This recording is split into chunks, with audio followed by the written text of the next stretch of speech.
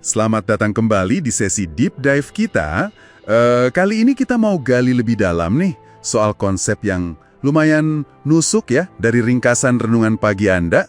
Iya, ini soal status semu sebagai anak Allah. Betul.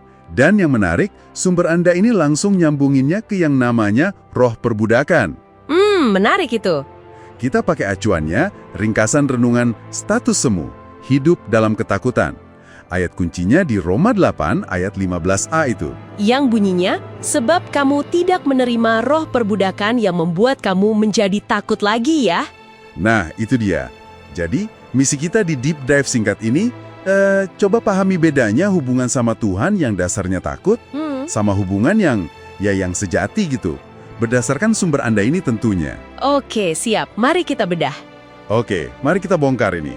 Poin pertama yang diangkat sumber Anda tuh jelas banget. Akar masalahnya. Akar dari status anak Tuhan yang semu ini. Iya, sumbernya bilang akarnya itu roh perbudakan. Dan ciri utamanya yang paling kelihatan, satu kata aja, ketakutan. Ketakutan ya, bukan sekedar konsep abstrak, tapi benar-benar pengalaman gitu. Benar. Nah, dari paparan sumber Anda itu, yang menarik kontrasnya itu loh.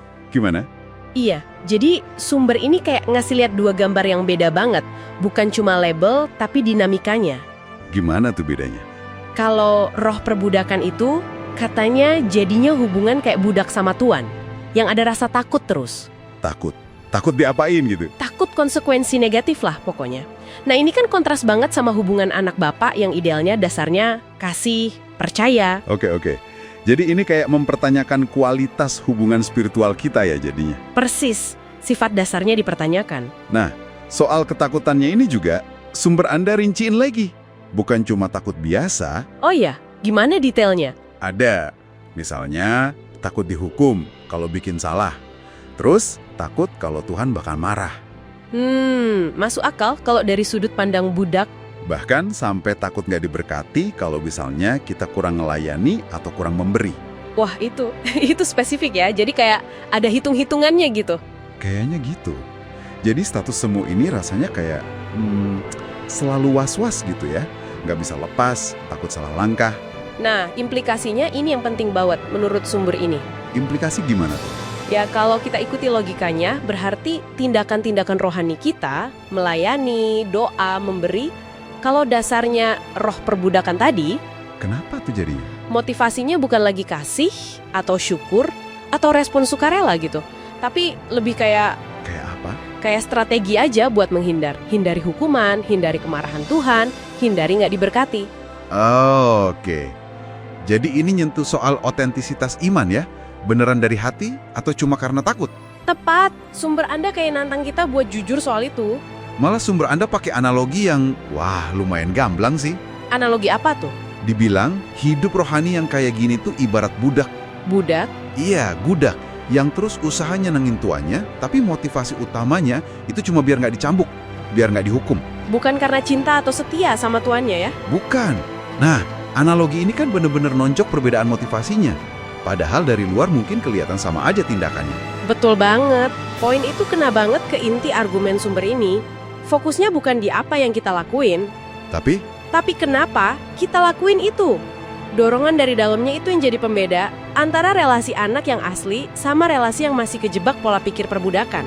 Gitu kata sumbernya. Nah, nyambung ke situ, setelah kita paham akar sama bentuknya ini, sumber Anda ngajak kita dan Anda juga buat ngaca.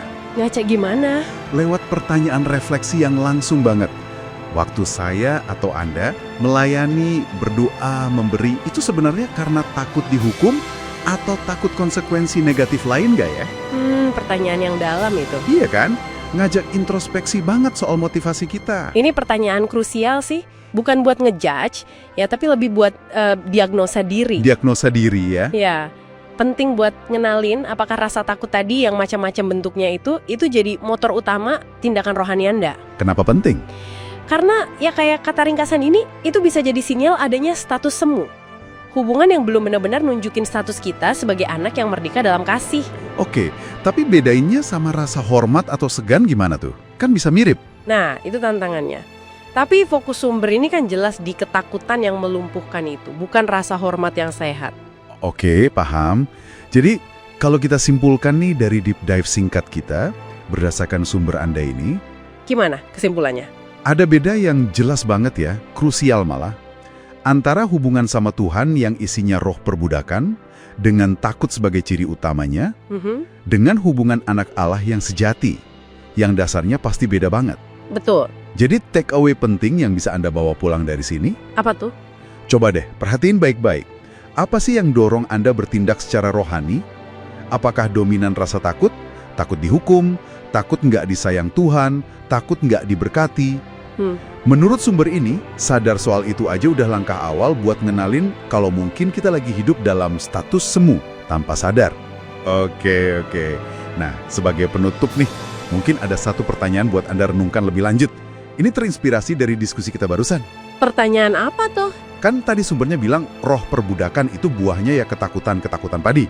Nah, kalau gitu kira-kira Kira-kira apa? jenis buah atau hasil konkret apa ya yang secara alami bakal muncul dan kelihatan dari roh pengangkatan sebagai anak yang sejati, yang katanya lawannya itu? Wah, pertanyaan bagus itu. Sesuatu buat direnungkan sendiri ya. Oke, sekian dulu deep dive kita kali ini.